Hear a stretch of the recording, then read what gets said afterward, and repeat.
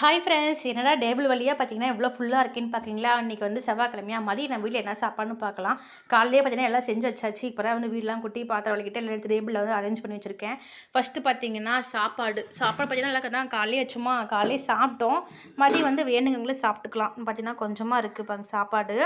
அப்போ வந்து பார்த்தீங்கன்னா நைட்டு வச்ச இந்த வெங்காய வத்த குழம்பு பார்த்தீங்கன்னா செம்ம டேஸ்ட்டாக இருந்துச்சுங்க. வேறு லெவலில் இருந்துச்சு. செம்ம சூப்பராக இருந்துச்சு.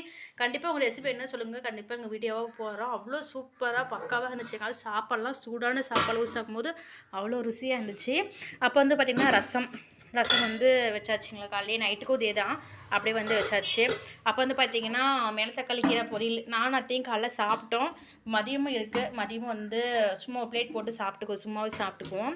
அப்போ வந்து பார்த்திங்கன்னா இப்போ சாப்பிட்றதுக்கு பார்த்திங்கன்னா சுண்டல் இருக்குது. மஞ்சள் பட்டாணிக்காய் வச்சு பார்த்திங்களா, அதனால தாளித்து வச்சாச்சு தேங்காய் தூள் போட்டு.